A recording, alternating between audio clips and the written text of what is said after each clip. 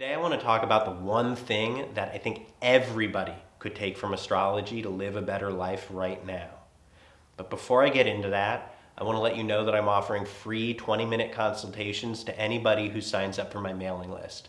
So all you need to do is go down into the box below, click the link, enter your info, and I will send you a link to schedule.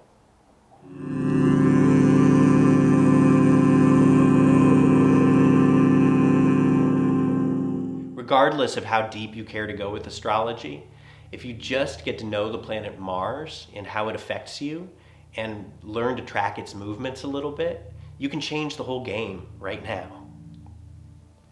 So the way the planets affect us is they basically just, as they come and make a transit and they interact with the other planets and they interact with our own birth chart, there's a ripple in consciousness. And a ripple in consciousness means there's a certain sensation. Maybe our palms get sweaty, maybe our muscles tense up, maybe we get tired, maybe we feel energized, maybe our mouth gets dry. It could be anything, right? But it's just a little vibration landing in us in some way. That is a short step to a particular emotion, right? Something happens inside of me and I feel sad, I feel angry, I feel depressed, I feel lonely. Then that becomes a story. I am this way because this happened to me, right? It's like we're going into the storehouse of memory. All of those times that this sensation arose before got connected with reasons that we perceived caused that. So we're always at the ready to fill in the blanks. Now, the way Mars works, basically all of the planets represent a different dimension of experience. And Mars is about physical energy, self-assertion, aggression, force. So when Mars comes around, there will be a feeling of agitation that occurs. And that agitation can show up as irritation, it can show up as anger, it can show up as fear, it can show up as aggression, it can show up as the need to do something, like a compulsive need to do something. But basically, it's a very, very, very short skip to anger, right? And it's a very short skip to, if somebody else is in the room, I'm angry because you did that. Even if they did something that was really like rude and unkind, right? It's not that they didn't do it, right? But if we can learn to feel the energetic quality of the vibration before the emotion and before the story, we can start to relate to it differently. And this takes a lot of practice. I mean, this is what inner work is for. But what most of us do with Mars is we just take it for granted. This energy's coming in, and that means fuck you. And that means no, fuck you. And pretty soon, Donald Trump is president, or Russia has invaded Ukraine. And this is how human misery propagates. That's why they call Mars classically a malefic, and Saturn also, right? Saturn's the other one that we really need to get to know pretty well. Because the idea of the malefic or evil planet doesn't come out of nowhere. It doesn't mean that the planet's evil. It means that we mishandle the energy really easily. We're really prone to mishandling that energy. So, simply armed with the knowledge that Mars does this, we can know, for example, like this happened to me a few weeks ago. I was getting 4 times a year, I get a huge Mars transit. Okay? That used to, for me, come up as I would feel stressed, I would be easily pissed off, I would, problems, reactivity. This time around, really none of that was happening, but I noticed that I was responding more sharply, like my words were coming out more quickly and forcefully when I was talking to my partner. And I realized that, she might interpret me as being mad right now. So I just said, hey, baby, I'm not mad at you. I just got a Mars transit, right? That's a helpful thing to be able to do, right? To be able to notice in yourself and then modulate the response, right? And be able to communicate to another person, like, look.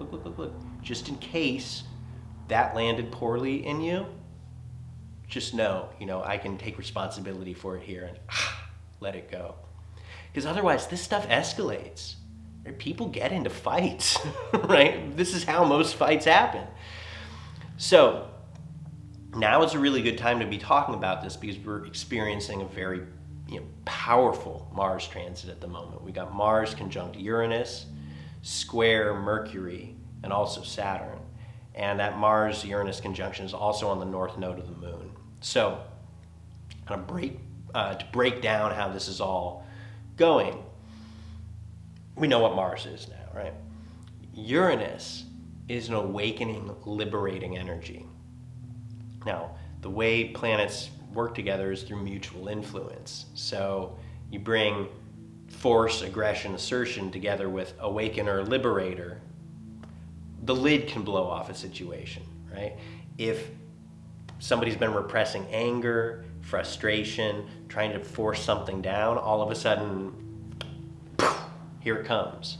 The last time this conjunction occurred, January 6th, 2021, right?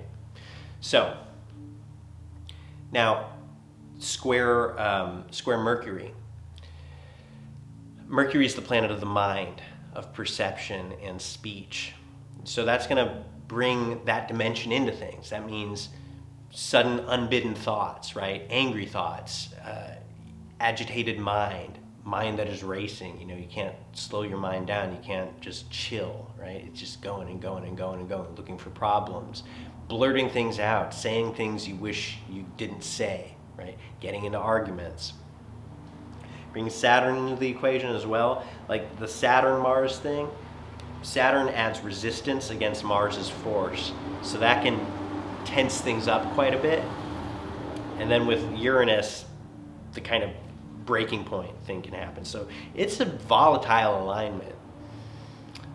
Then you bring the North Node into the equation, and that is kind of like a step back dimensionally in astrology. The nodes I really see as relating to the way we get pulled into the whole play of this life, right? So when something conjoins the North Node, there's a sense of momentousness, like we're moving in a direction that's really important for this whole story. And so you add that, there can be an out of control quality with that, but it's also, there can be an awakening quality with it too, because you see through the veil of this reality a bit. That's possible anyway. But it can get out of control, right? And Uranus-Mars can already be out of control.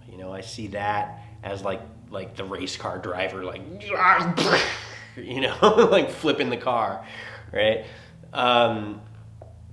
So armed with this knowledge, again, nice Mars word, armed with this knowledge, we can modulate our response to things. We can know, okay, the energy is a little crazy right now, and I'm sure you felt it, right? We can feel our own sense of inner agitation and let it go. If we're really perceptive, we can notice that, oh, I might be kind of trying to get a rise out of somebody right now so that we can get into a little thing, right? That's one of the most pernicious ways that Mars likes to work. It's all about self-observation, and this is what astrology is so helpful for, right? Not looking for explanations, like just, if you're doing that, please try to stop, right? That's just mental stuff. Really, it's about self-observation, and this is just a tool to help you see what's going on the inside better. So, I hope that this was helpful for you. And for right now, for the next week when this transit is in effect, take some time to breathe. Take some time to notice your own agitation. Notice other people's agitation. Notice that when they're throwing something at you, you don't need to clash with them. You can let it pass on by. And yeah, if you want to talk further, please sign up for the mailing list and we can have a chat. And I look forward to hearing from you. Thanks a lot.